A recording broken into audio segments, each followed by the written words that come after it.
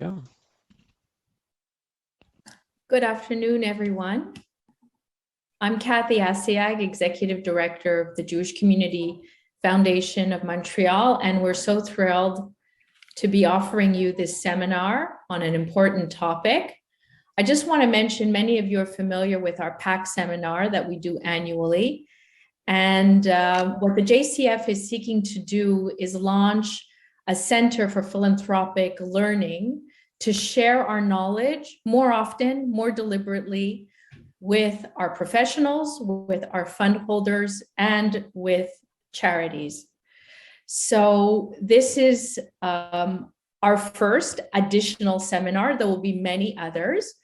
And you would have received in the last couple of days a link for a survey to ask you what you would like to hear more about in terms of sharing knowledge, not just our knowledge, but together, because we have so many professionals involved with us who have tremendous knowledge. So please answer that survey, check your junk file in case it went there, and we're eager to get your input so that we can design the Center for Philanthropic Learning to meet your needs.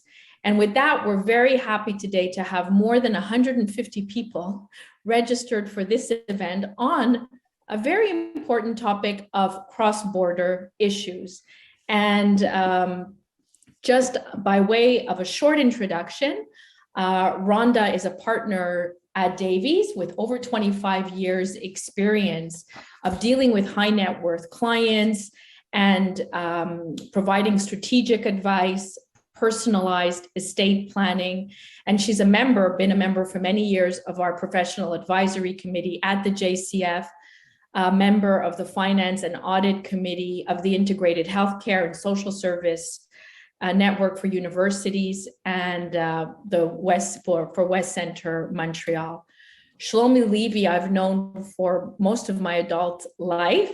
He's a partner at Levy Salas and a member of the Quebec Bar, the Law Society of Ontario, the Society of Trust and Estate Practitioners, and the Canadian Bar Association. So he's co-founder of Levy Salas, and he was co-founder of one of the leading cross-border and tax estate planning law firms in Canada prior to founding Levy Salas. So he practices a lot on this topic of US and Canadian tax and estate planning for individuals, also for corporations, for real estate transactions in Canada, and Americans living in Canada as well, and all sorts of international issues, as well as having expertise in something I know very little about, which is cryptocurrency. So I welcome our two speakers for today that will delve into the topic of cross-border issues, and happy to turn it over to Rhonda and Shlomi. Thank you so much, Kathy. It's a real pleasure to be with everyone today. We've got a pretty packed presentation. We're going to go through as many of the items on our presentation. Should we not address anything, there's going to be a short Q&A period at the end. The wonderful people at the foundation will also share with you guys a PDF of the presentation after it's all said and done. Without further ado, we'll go to the presentation. I'm just not seeing it. There it is. Thank you. Okay, so today's agenda, we're going to kind of do it a little bit on an interactive way through case studies. The first one will be dealing with purchase of US real estate. And we're going to have three different variations of it: owning it through a bare trust, owning vacation property through different structures, and then dealing with both personal use and rental. Case study number two would be all about Americans living in Canada and dealing with the intricacies of being Americans, compliance, tax planning, and estate planning. And the third case study will deal with Canadians investing in active US businesses, how to treat the structures properly. So let's jump right into it. First case study is the purchase of a US vacation property. The facts are as follows. Dad's worldwide estate is worth $20 million USD. Mom's worldwide estate is worth 4 million USD. Mom and dad are solely Canadian citizens and residents, and mom and dad have 2 adult children, both who are solely Canadian and Canadian citizen and residents, and they're looking to make a purchase of $2 million home in Florida. The main issues typically that we look at when these things come into fruition, of course, is the issue of probate. And although the presentation will deal with Florida, which is the bulk of where most investments are made, this is true through the United States and every one of the states down south. So we have to worry about probate and the probate fees and the delays. We got to worry about incapacity issues once one of the person becomes incapacitated or both. A lot of people add children to title to avoid probate or incapacity, and then they trigger a gift tax issue. U.S. estate taxes, of course, is a big thing. Canadian deemed disposition and the mechanisms of how they work against U.S. estate tax in Canada. And obviously, long-term planning for the kids, both on the estate side and creditor protection. And with that, I'll let Rhonda take over the details. Great, thanks, Shlomi, and hi, everyone. I'm happy to be presenting to you today. Now that we've set out the facts of the case study, I'll provide a basic overview of the U.S. estate tax and gift tax rules, as well as some income tax issues that can arise. Just a disclaimer, I'm not a U.S. Practitioner, but we certainly consider these issues very often with our New York office. And of course, this is very technical, and so it's not a replacement for U.S. tax advice, but hopefully this can give you a sense of issues to look out for. So jumping into the rules, the U.S. levies an estate generation and generation skipping and gift tax. And this is based on the fair market value of property. So unlike our rules, which tax gains on death, in the U.S. it's levied on the fair market value of property. And for non-U.S. taxpayers, it applies only to U.S. situs assets, such as shares or real estate. And this applies whether the assets are held personally or in an RRSP or RIF. So people miss that a lot. And even if you put it in a trust, to avoid U.S. estate tax, you have to make sure that the trust is structured properly, which we'll get into. So some planning that people do is, first of all, holding U.S. real estate through a structure that provides U.S. estate tax protection, and we'll get into some of the structuring. And for the marketable, if you have U.S. marketable securities, often those get transferred to a holding company to avoid U.S. estate tax. And so how does it apply? The U.S. estate tax, there is an exemption. Currently, it was doubled several years ago from 5 million US to 10 million. And for married couples, it's 20 million, and it's indexed for inflation. So the 2022 exemption is 12.06 million for individuals and double that for married couples. And the highest rate is 40%. So it's still 40% of the value of the property subject to the exemption, and US estate tax can apply as well.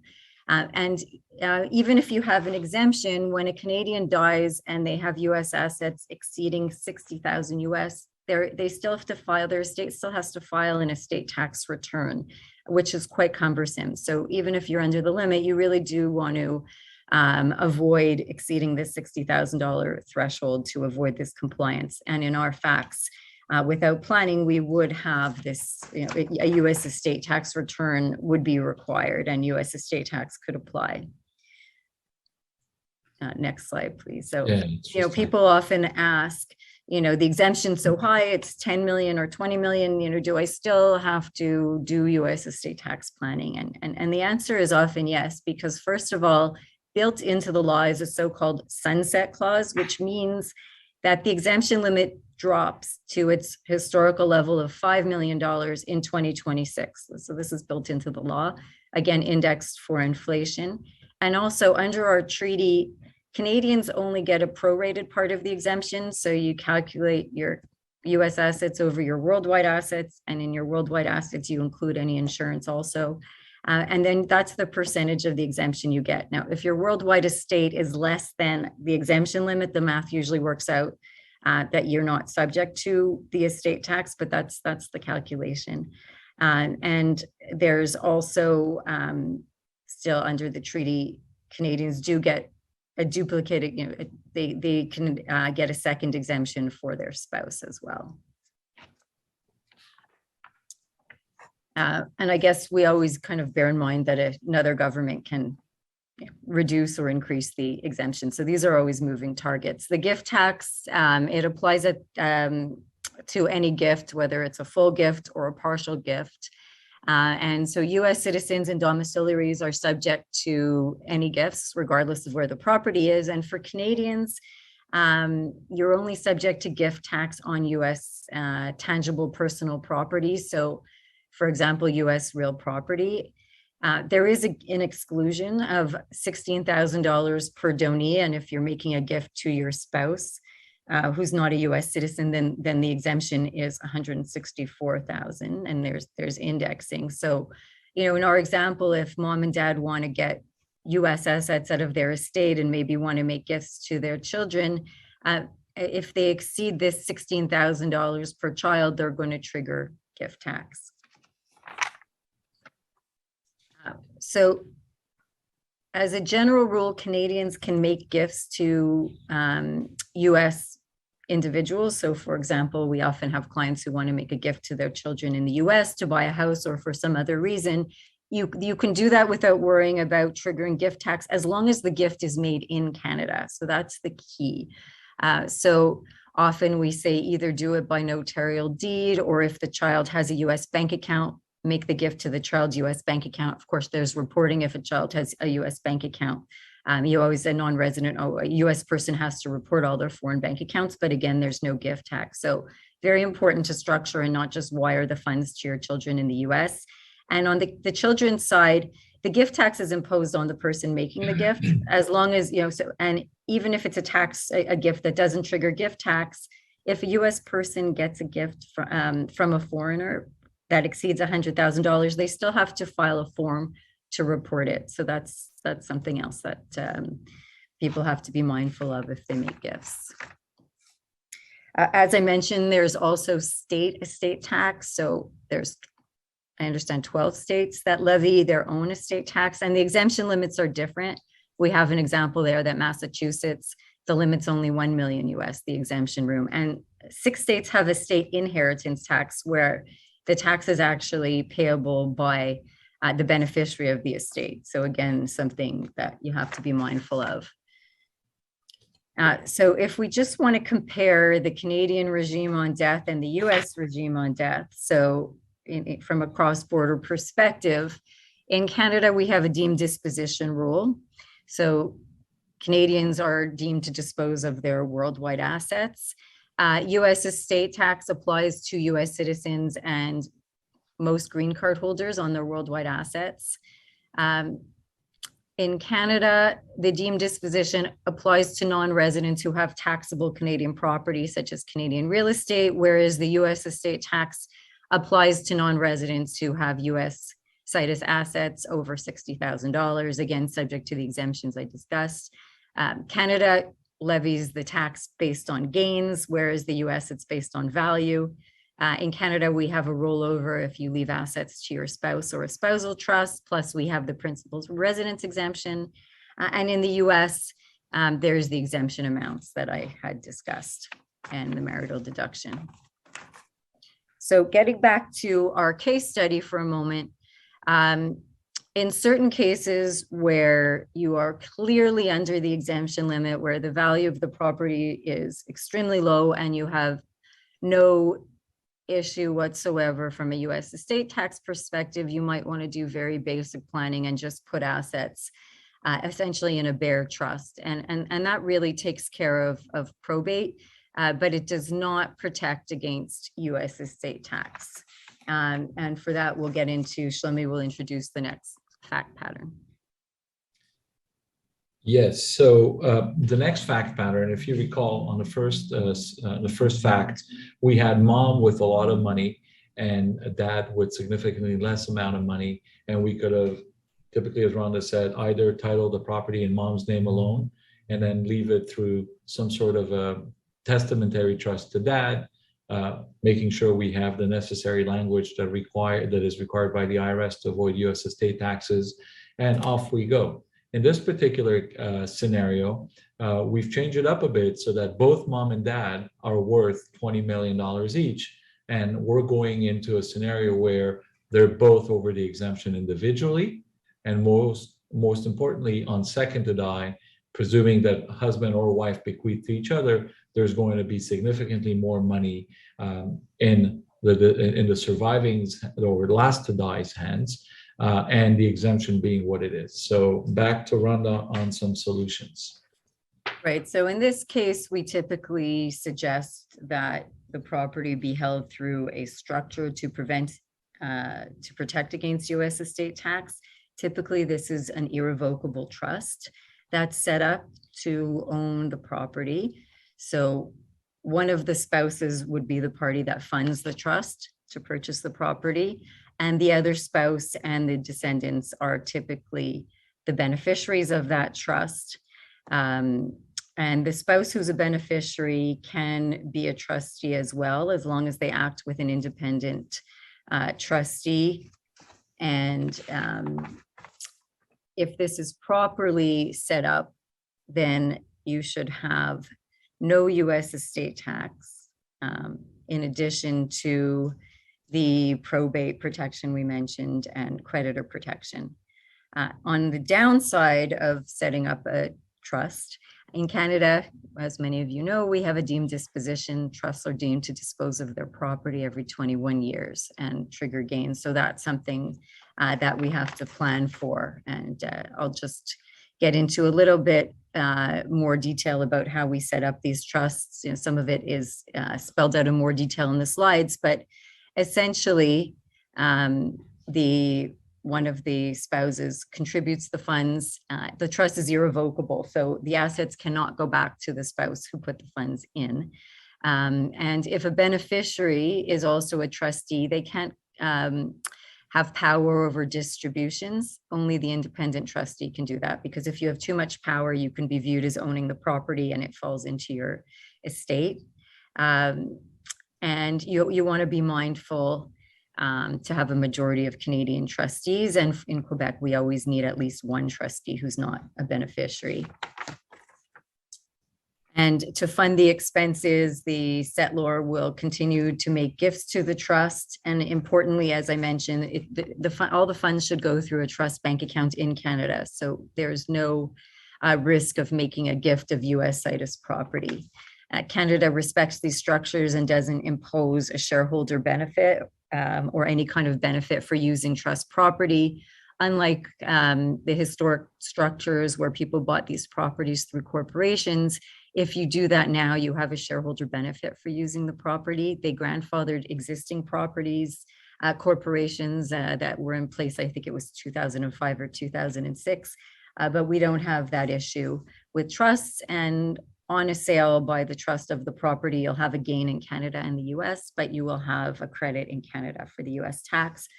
So all in all, a good tax result.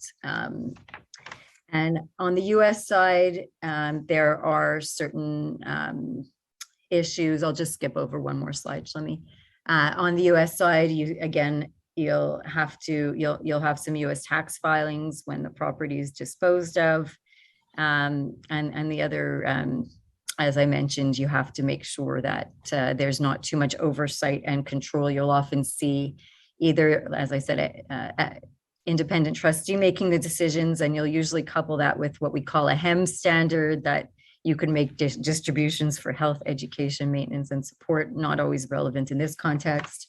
But all in all, this structure works quite well. There should be no double tax. But if we skip to the slide on the 21-year rule, as I mentioned, trusts, one more please, trusts dispose of their property every 21 years.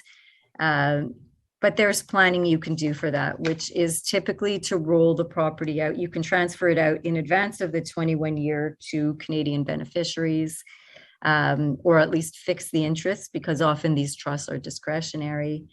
The place where you'll sometimes have an issue is if the beneficiaries are non-resident, you can't transfer the property tax-free to non-residents. So there's certain planning that's developed around that. There's alternative structures. I won't go too much into them. Sometimes you'll see a partnership. There's some issues around that you have to be mindful of from a tax perspective, but all in all, this is the structure that we typically see to avoid U.S. estate tax. And I guess with that, I'll turn it back to Shlomi, who will introduce the next version of the case study. Thank you, Rhonda. Now that we've covered how to own property in the U.S. for personal use, the next case or the next version of the case study is Bob, a Canadian resident, purchased a property which he will use both as a vacation property and as a rental property. And obviously, we want to deal with some important ownership issues, such as the liability arising from personal ownership, the fact that there's insufficient liability insurance available. Of course, probate will still apply. Incapacity issues will still be there. Creditor protection might be an issue should there be a lawsuit.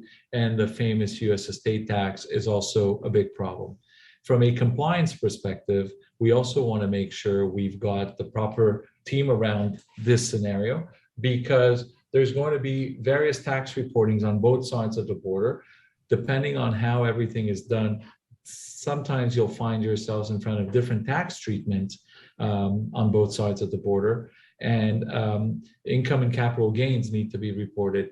One of the big things that a lot of practitioners miss when it comes to rental is the fact that there's going to be depreciation. And so that's something that absolutely must be addressed, and I will deal with it in a couple minutes. One of the big things that non-residents, such as our clients, face when they're renting a property is dealing with the withholdings. So under the Internal Revenue Code, determination of annual or periodical income is subject to a 30% withholding. And this withholding is done on gross rental income unless the property elections are made.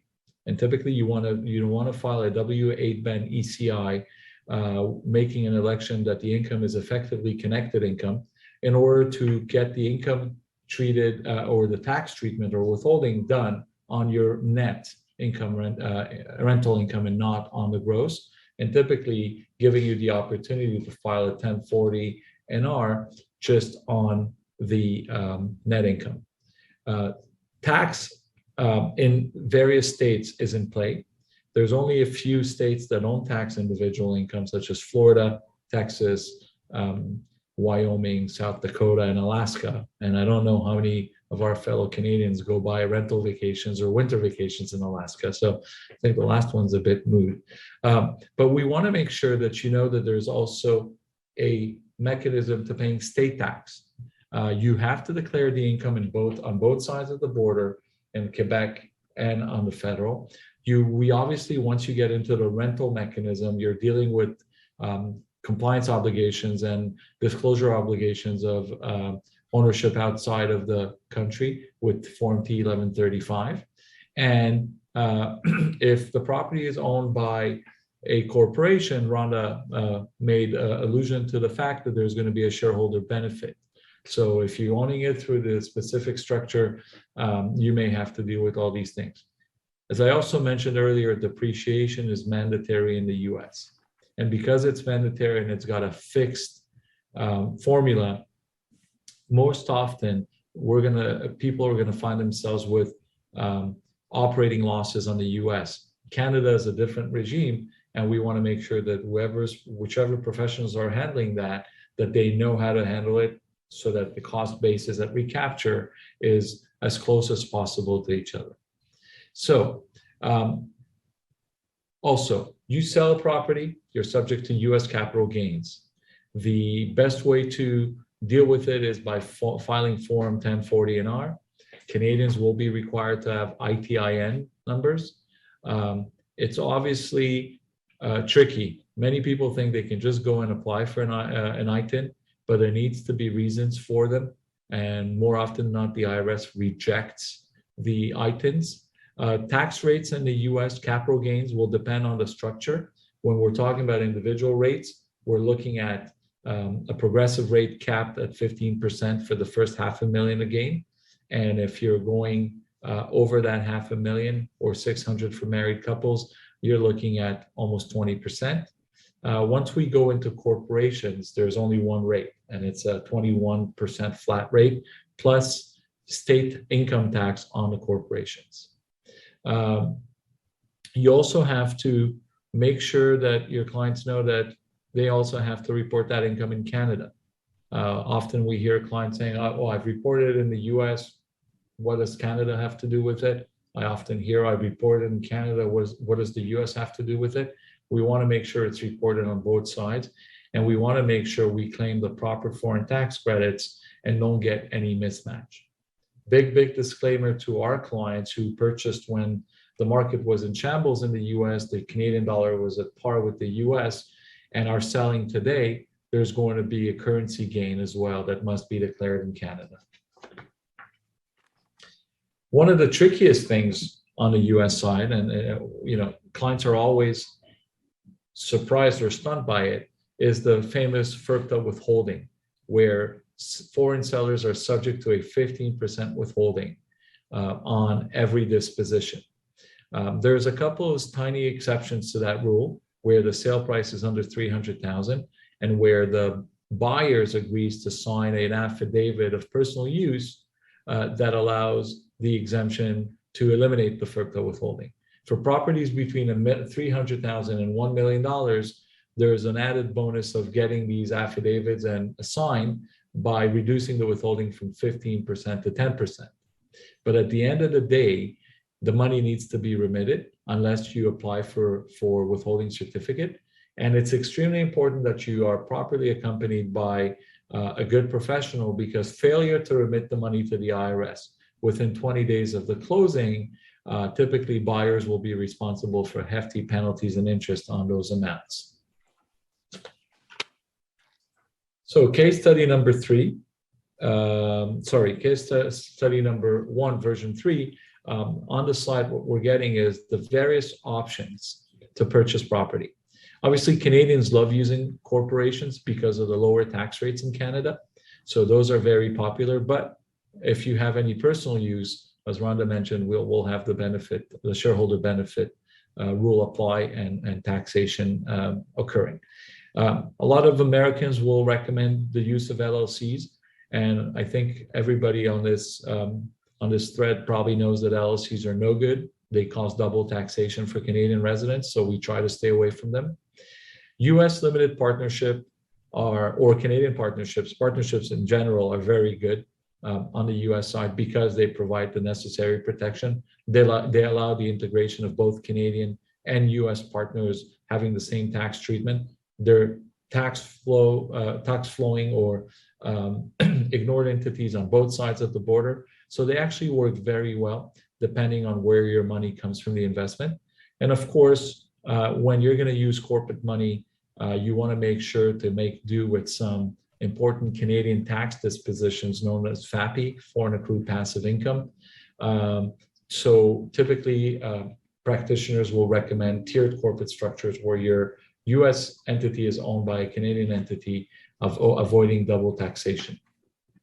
So I think we're going to skip that for the benefit of time. You guys have how these things work on each. We're not going to go through every structure. I kind of gave a bit of a highlight, but we definitely want to make sure you stay away from LLCs. The minute it's got more than one L and a C in it, it's no good for your Canadian clients. It's no good for yourselves as investors. We want to stay away from it. And back in 2016 or so, the CRA also gave the same treatment, the cold shoulder, to limited liability partnerships and triple LPs on the US side because of the double taxation problem. Limited partnerships, there are pass-throughs on both sides of the border. The tax treaty typically gets applied very, very easily, avoiding double taxation. The US estate tax, however, in a traditional US limited partnership is going to be in play. There's a lot of talk about how Canadian limited partnership work to try to kind of eliminate the US estate tax question. It's an open debate. There's a lot of fans of it. There's also a lot of people against the concept. The bottom line is the IRS has remained very, very silent about the topic of foreign limited partnership owning real estate and the US estate tax regime. That being said, it's probably something Rhonda and I would be talking about in the next couple of years because it's ever shifting and case law is becoming more and more available. Corporate structures, again, what we like about corporate structures is the fact that they eliminate all of those issues raised in the first two scenarios: death issues, incapacity issues, creditor issues when properly structured, and avoiding US estate tax. Of course, we've got the shareholder benefit rule, but that's at one point it becomes a trade-off. It's a calculated trade-off, ownership and headaches versus having to pay some sort of a benefit rule to a shareholder. So with that, we're going to go into case study number 2, which is about Americans living in Canada. It goes as follows. Mom is a dual US and Canadian citizen living in Canada. Dad is strictly a Canadian citizen residing in Canada. Dad is a shareholder of a Canadian holdco that's worth about 10 million US, and dad's other assets are worth another 10 million US. Mom's worldwide assets, or Canadian assets for this example, are 5 million. And both mom and dad bequeath their assets to each other on a first to die, and to their children, Bob and Susan, on second to die. Bob and Susan are both not US citizens based on the example. So what are the issues? The issues is that if dad passes away and leaves the property, his assets straight out to mom, we've got an issue of controlled foreign corporation for mom under US tax rules. And typically when an American controls a Canadian corporation that typically has passive income, then that passive income becomes subject to mom's income, taxable in the US, even though that income isn't necessarily distributed to her. So basically the concept of retained earnings doesn't exist. The company makes the money, it's deemed to belong to mom, and it's got a very, very, very lucrative and expensive tax kick-out rule. Issue number 2 is that mom's estate, now being worth about $25 million, is going to be subject to US estate taxes upon her passing. Quick calculation at a 40% value minus exemptions gives us an approximate of $9 million of tax, almost $10 million of tax. And after the unified credit, mom will still be left with about $5.2 million of US estate tax simply because she's inherited from that. Second version is what to do when an American holds passive incomes. Okay, and so passive corporations, passive foreign income corporations, also known as, or companies, also known as PFIC, are a big problem for us. The corporation is defined as a PFIC, where less than 50% of the shares are held by US tax residents, or by 2 tests, one called the income test, where more than 75% of the income is passive, or more than 50% of the assets are used to generate passive income. So when we have a holdco, it could be easily either a controlled foreign corporation where 50% of the shares are owned by US tax residents. And basically, if you own more than 10% of the overall corporate shares, you're going to be in a CFC. The difficulty with CFC is if you're in PFIC, if there's a debate between PFIC or CFC, you're always going to be in the CFC, and the passive income rules kick in no matter what.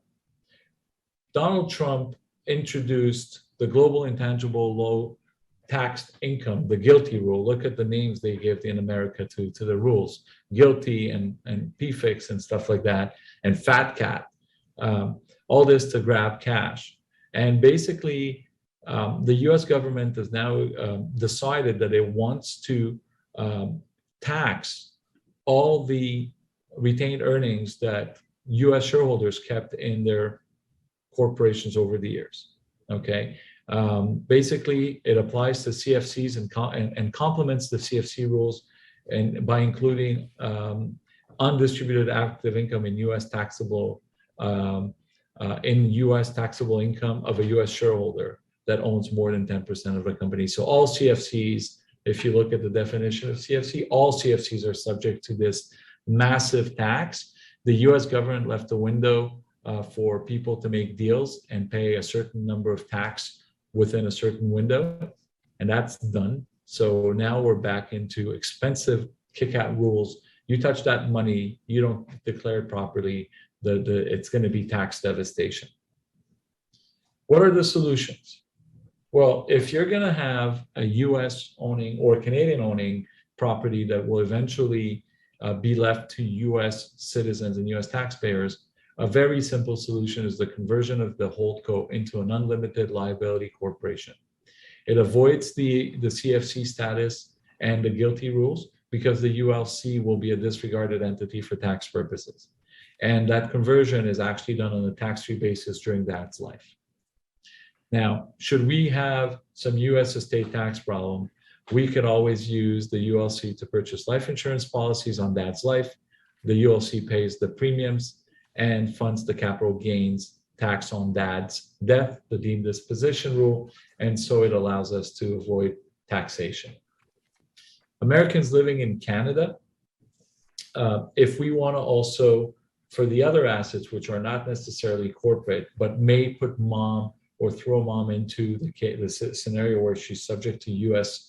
estate tax upon her subsequent passing, the use of testamentary spousal trust for the exclusive benefit of mom is extremely useful. Mom becomes the beneficiary of income and capital, provided that we have the ascertainable standards that allow mom to touch the capital without an independent trustee, and for the HAMS, which is known for health, education, maintenance, and support. And by doing so, we can exclude all the property into the spousal trust from mom's worldwide assets for U.S. estate tax purposes. Now, with mom, with the two kids being the beneficiaries of mom's death, we also know that we can create enough protection knowing that the kids will get the money.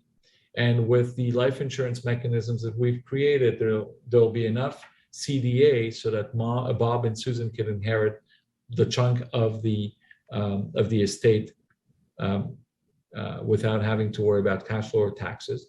And again, the big kicker in all this is that there will be no U.S. estate taxes on mom's subsequent passing. So let me just go back here. Case 2, version 2 is, again, Americans living in Canada where mom is a dual U.S. and Canadian citizen living in Canada. Dad's still a Canadian citizen only. Dad is the sole shareholder of Holdco. Holdco is worth, again, $10 million. Mom and dad are, mom's assets are worth $5 million. Again, mom and dad bequeath the assets between them, and then it goes to the children. But the twist here is that both kids are Americans. One lives in the US, one lives in Canada, but potentially might move to the US. And I'll send this over to Rhonda. Thanks, Shlomi. So this is obviously something we see quite often with our clients. They call us and say, okay, one of my kids now lives in the US. What do I do? And here we have both kids are US citizens. And as most people know, US tax is based on citizenship regardless of where you live. And for the moment, we have one child living in Canada and one child living in the US. So what are some planning options when you have your children in the US? First of all, we have, and of course, as Shlomi said, mom's a US citizen. So in connection with mom acting, for example, as an executor of dad's estate as a US citizen, she'll have certain reporting obligations to report any bank accounts she's in charge of. As Shlomi mentioned, the mom is going to have US estate tax filings for the assets on her death. And then for the children, when they inherit, they'll have certain US reporting obligations in connection with inheriting from a Canadian or being a beneficiary of a Canadian trust. So what are some solutions to deal with this? So as we mentioned, in Dad's will, he should try to bypass Mom and leave assets to her in trust rather than directly, so that the assets don't fall into her estate with the protections we discussed. And on Mom's side, even though she's a US citizen, she can avoid triggering the US estate tax on her worldwide assets. She can be deferred to the second to die by creating what's called a Q dot in her will for the benefit of Dad. So it's a deferral mechanism. And then in their wills, on the second to die, the assets, when they go to the children, you might look at having the assets go to a dynasty trust for Bob. We'll talk in a minute what that is, but so that the assets stay out of his ultimate estate when Bob dies down the road, even though he's the next generation.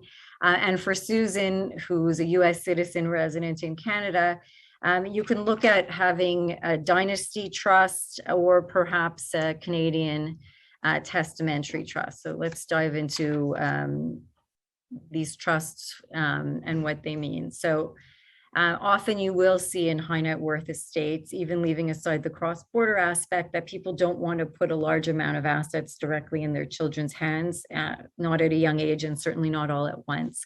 So you'll often see the assets going in trust for the children, managed by trustees, and assets being distributed at certain ages. And when you have a cross-border aspect, you have to look at where's the trust resident. And there's two factors there. On the Canadian side, the test is really where is the trust managed? Where's the mind of management of the trust? So if you're intending on creating a Canadian trust or estate, you'll typically want a majority of your trustees and liquidators resident in Canada, and you'll want to make sure the mind and management is in Canada. So even if you have 2 out of 3 in Canada, but the third is in the US and really running the show, you still take a chance that the estate would be viewed as non-resident. So you have to be careful there. And even if you do set up a US trust, you have to be careful because Canada has very broad rules that will try to drag that trust back into the Canadian tax net if it's viewed as receiving assets from a Canadian. It could be deemed to be resident in Canada and still pay tax in Canada, even though it's a fully US trust with US beneficiaries, and with all the bad things that come along with that, like the 21-year due disposition rule. And the other point I'll mention is where you have assets in more than one jurisdiction, in many cases, you should have 2 wills, to deal, especially where you're dealing with real estate and the wills have to work together. So I did mention Bob is a US citizen resident. So to bypass his estate, you can consider leaving assets in trust for Bob in a dynasty trust, which is essentially a trust that goes on for several generations, which is why it's called a dynasty trust. And it has to be structured carefully so that it doesn't fall into Bob's estate. So if he has control over the assets, other than that HEM standard we keep mentioning, then it can fall into his estate. You need only an independent trustee making those distributions. But where it is put in place, you do have the advantage of keeping the assets out of Bob's estate and having creditor protection. And again, you do have to be careful of the Canadian non-resident trust rules, that it won't drag that trust right back into the Canadian tax net. So we have some detailed slides about how you set up a dynasty trust, which I think I'll skip over in the interest of time. But the bottom line being that you really do have to be careful not to give too much power to the beneficiary. I'm going to skip over to slide 48 on the other side, where for Susan, who's a US citizen Canadian resident, you might leave assets for her in a Canadian resident trust. And the issue there is something called the throwback rules, which you have to be careful of whenever a US citizen or taxpayer is a beneficiary of a foreign trust. So in this case, Susan, as a US citizen, is a beneficiary of a Canadian trust. The US will impose an interest charge if Susan receives a distribution of income from that trust, and that income arose in a prior year. So essentially, they want you to clean out all income of a trust every year to avoid this interest charge. And you have to remember that the US has a different definition of income than we do. So you have to clean out all the income for US purposes. Like we only tax half of gains, they tax full gains. So you typically want a clause in the trust to ensure that the trustees take into account what would be income for US purposes. So what are some other strategies to minimize US estate tax on death? For example, as we mentioned, in this case, the spouse is a US citizen. In certain cases, you'll leave assets in an irrevocable life insurance trust or ILET. And that's a way for insurance not to be part of an individual's estate. Or the individual, as we talked about earlier, could make gifts over time to try to deplete their estate. So the wife could make gifts to her husband over time of 164,000 US, and some small gifts to the kids to gradually deplete her estate. So I think that's about all we'll say about Americans living in Canada. And I'll turn it back to Shlomi for our last case study. Thank you, Rhonda. So as you can see, a lot of intricacies, a lot of strategies, they need to be done right. And sometimes taking the wrong turn on one of these strategies could invalidate the whole thing and bring everything back into play, whether it's US estate taxes or gift tax or the liability components. The last part of this presentation is really a scenario that's intriguing. We see it more and more often. It's Canadian investing in active US businesses. This actually stems from a case or a file I worked. The client was an ultra high net worth way over $100 million. He was a Canadian citizen and resident and partnered with a US associate to invest in the US real estate project. The investment was made, it's about a $50 million investment. Each put $25 million through a tiered LLC system with individuals as the ultimate member on top. The properties had both conventional mortgages, financing, and personal loans and guarantees from the clients. The challenge was, of course, how to get around some of the issues that we have affecting us in Canada, and the traditional stuff that we've seen already this afternoon with US estate tax. LLCs are typically exposed to US estate tax, and the Canadian tax treatment of LLCs as well becomes an issue. And when you include in there real estate, then you've got mismatch both on the depreciation mechanisms and the credits after the US partner, the LLC is taxed on the US side versus Canada. And for us, we had to find a way to kind of get the client out of trouble. He was already sitting with problems of having operated a business through tiered LLCs as a Canadian. Luckily, depreciation made it such that there was not much income flowing up to Canada. But we needed to deal with the LLC treatment because eventually that business became very, very profitable. And so the LLC was a problem. We needed to figure out a way to deal with the US estate tax liability that the client was looking at. And more importantly, we could not touch the ground level entities because of the conventional mortgages and the loan recalls. So one of the first solutions was to check the box, treat the US LLCs as corporations and get the tax treatment at the corporate level, kind of the LLC becoming a blocker from a Canadian tax perspective, and make do. That was great, worked out well, but the tax liability was going to be important after the fact. The income tax liability was also going to be very important. And most importantly, our US partner wasn't happy with checking the box on an entity that was flowing individual income to him. That's with that. Lastly, it would have also called for a massive reorganization, both in the US and Canada, to get the interest out of the individual's name and into a corporation. And we were not done with FAPI if it was just strictly a US corporation at the bottom. So we've obviously figured that would work, but the tax liability would have been extremely important. And we also had to deal with something very, very important, which is the US anti-inversion rules. And we wanted to make sure we didn't get caught with 351, 355, and 357, which could all be deemed as gifts from a US perspective and trigger either no step up in basis or the existence of the cost basis still being subject to US estate taxes. So we wanted to stay away from these topics. This is what it would have looked like had we kept the LLCs at the bottom, therefore not changing the lower ground levels, not dealing with the banks, not dealing with transfer taxes, and so on and so forth, but checking the box on the US LLC on top of that, treating it as a corporation and pushing money over to Canada through the reorganizations in Section 85. So, but that didn't really work well.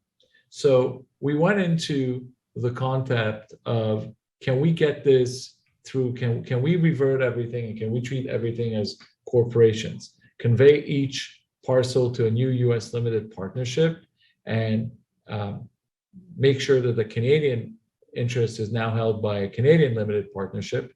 And by doing so, we get the same tax treatment on both sides. We overall, we think, get rid of the US estate tax exemption by having the Canadian limited partnership on top, and avoid US estate taxes altogether. And this is what it would have looked like at the levels of the Canadian business owner. And what we liked about that is that it allowed us to keep the same tax treatment for both the US and Canadian partner, but it called for a reshuffle of everything on the Canadian side, on the US side. So the ground level entities had to be transferred. You had transfer taxes, you had new title insurance, some of the banks could have potentially recalled the loans, etc. So ultimately, I'm sorry, I'm just going to go back to the other slide. Ultimately, the choice that we went through was checking the box, converting all these entities into corporations. From a US perspective, we only checked the box where the partner, the Canadian partner, was involved, leaving the US. So we had a bit of a hybrid system, leaving the US in his own kind of structure, not dealing with it, and avoiding the parting of ways between partners. We ended up having everything in the hands of the Canadian trust for the client. And although it meant a little bit more taxes on the US front, it did give us the benefit of eliminating US estate taxes. And it allowed us even furthermore to create some planning with the Canadian Family Discretionary Trust on the Section 85 reorg, eliminating any potential even risk of US estate taxes should the limited partnership not qualify for that exemption. So a lot of intricacies, a lot of moving parts, as you can see. Rhonda and I will pass this over to Lindsay, and then we'll be available to answer some questions through the chat. Thank you, Shlomi. So hi, everyone. My name is Lindsay Lubov, and I joined the JCF this past September as a philanthropic advisor. I'm a CPA with a tax background, and I spent several years working at Richter prior to joining the JCF. I'd like to thank everyone for joining us today and give a big thank you to Shlomi and Rhonda for today's presentation. We hope you all enjoyed it.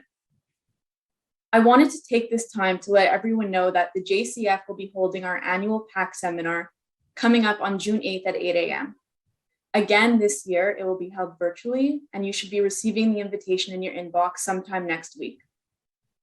At this year's seminar, we'll be discussing various topics, such as new rules affecting private corporations, traps to avoid in estate planning, and donations of private company shares.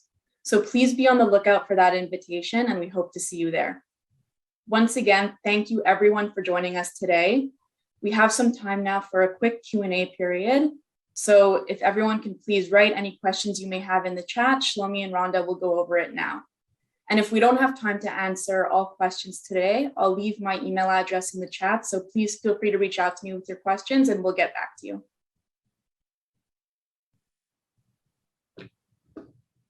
Thank you. So I'm just looking at the chat to see if there are any questions. At the Q&A level, there are no open questions. Sounds great. Everybody understood. So We were so clear. I think, Rhonda, I know it's everything time for there the is to pop know now. quiz. I think it's time for the pop quiz, Rhonda. So we just picked one participant. Lillian Weinberg asked if we can get a copy of today's presentation.